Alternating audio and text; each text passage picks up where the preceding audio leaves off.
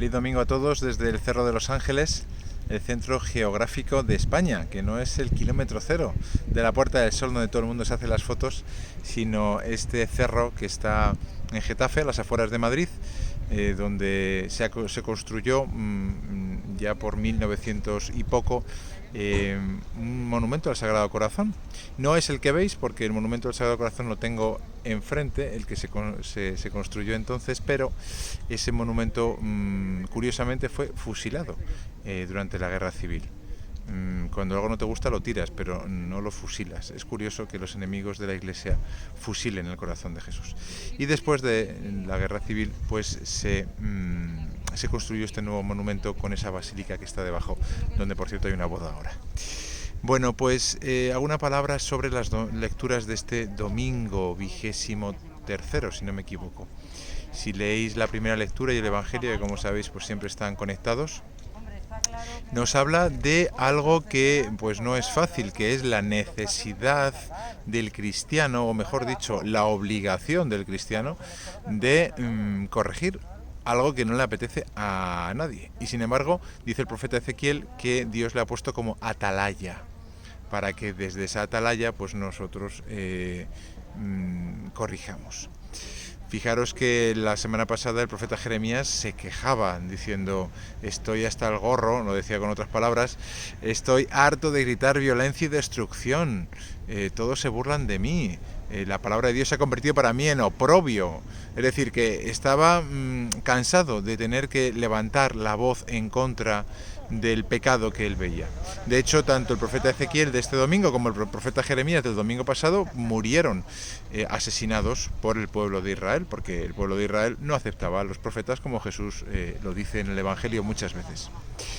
Bueno, ¿y qué nos dice la lectura de este domingo? Pues lo primero que nos dice es que estamos obligados a corregir. Como decía, algo que no apetece, porque normalmente cuando tú ves algo que se ha hecho mal o cuando tú ves un pecado, pues te lava las manos, como hizo Pilato, porque a ti nadie te ha dado vela en esta entierra, como se suele decir. Y sin embargo el Señor nos dice: oye, si ves a tu hermano pecar, no, aparte llévatelo y le tienes que corregir. Y la primera lectura dice: si no lo haces, entonces de alguna manera nosotros cargaremos con ese pecado. Son palabras duras que hay que meditar, ¿eh? Ahora bien, no hay que corregir de cualquier manera. De hecho, San Juan Bosco, que fue un gran educador, en una carta que se lee el día del oficio de lectura suyo, el 31 de enero, que leemos los sacerdotes en el oficio de lectura, dice: ¿cuántas veces, hijos míos, durante mi vida ya bastante prolongada, he tenido ocasión de convencerme de esta gran verdad? Es más fácil enojarse que aguantar, amenazar al niño que persuadirlo. Añadiré incluso que para nuestra impaciencia y soberbia resulta más cómodo castigar a los rebeldes que corregirlos, soportándolos con firmeza y suavidad a la vez. Luego, lo que está diciendo San Juan Bosco no es que no corrijamos, sino que cuidado al corregir. 3 consejos que yo creo que dice la palabra de Dios hoy acerca de cómo corregir en esta obligación que tenemos como cristianos. Mirad, se podría resumir en el cuándo, en el cómo y en el por qué. ¿Cuándo? Pues el Evangelio da a entender que no corrijamos en caliente, que no nos dejemos llevar de nuestro amor propio, que muchas veces, lo dice también, dice San Juan Bosco: guardaos de que nadie pueda pensar que os dejáis llevar por los arranques de vuestro espíritu. Y es verdad que hay veces que queremos corregir y en el fondo estamos desahogándonos porque hemos sido heridos, porque nos han tocado el amor propio.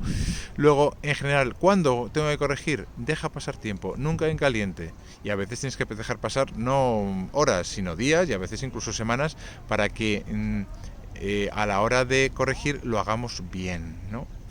¿Cómo? Dice el Evangelio también: cuando tienes que corregir a tu hermano, llévatelo a solas y a solas le reprende su pecado.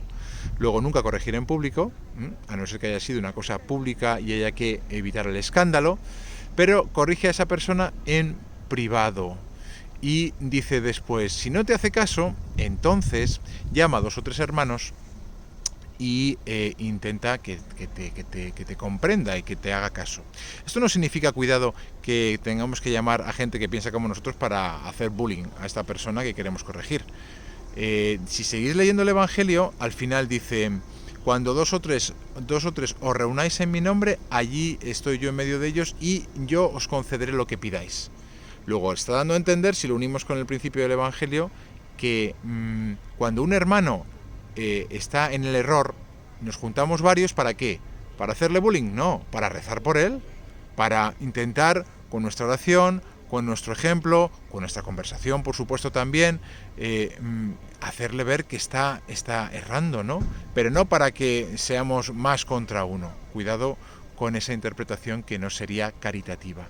Y al final dice, bueno, si no hace caso ni siquiera a esos hermanos que os juntáis para rezar por él y para aconsejarle, bueno, pues entonces llama a la comunidad, ¿no?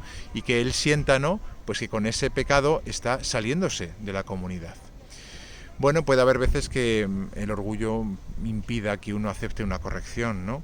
Y por eso hay que hacerla bien y hay que tener mucho cuidado, porque cuando nos corrigen a nadie le gusta y el orgullo queda dolido, ¿no?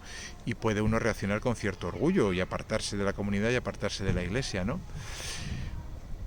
¿Cuándo, cómo y por qué? Bueno, el por qué es lo más importante, claro. De hecho, cuando lo hacemos por el porqué adecuado, pues entonces el cuándo y el cómo lo hacemos también bien. ¿Por qué hay que corregir a un hermano? Pues por amor a él, no hay otra razón. Es decir, la segunda lectura lo dice, no debáis a nadie más que amor. Con lo cual, si yo corrijo a mi hermano es porque le quiero. De hecho, normalmente muchas personas no corrigen porque les importa un comino a esa otra persona.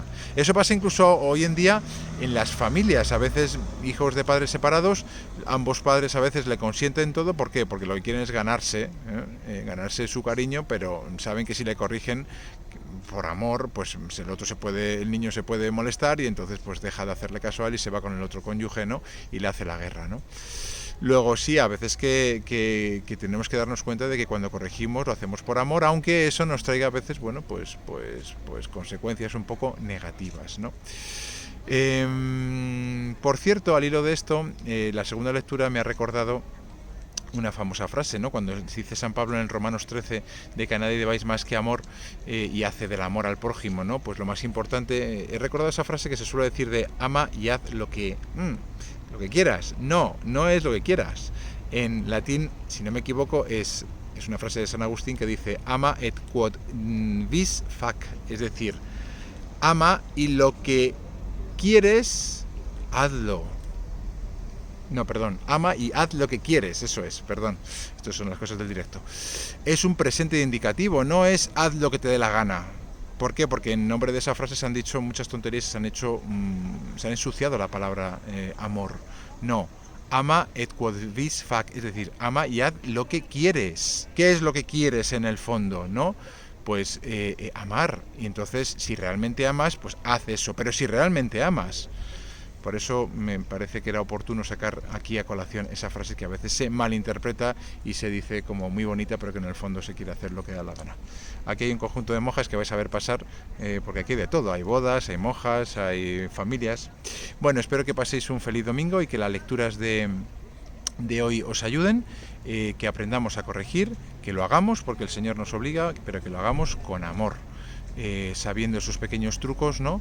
De hacerlo desapasionadamente, de hacerlo a solas, nunca en público, de unirnos varias personas a rezar cuando sea necesario porque un hermano anda perdido y siempre que el motivo de nuestra corrección sea el amor, para que no nos dejemos llevar de nuestro amor propio precisamente. El amor a Dios y el amor al hermano tiene que ser lo que anime siempre la corrección. Ahí van las monjas en grupo y no sé si se van a casar porque hay una boda dentro. No, es una broma. Que paséis feliz domingo. Hasta pronto.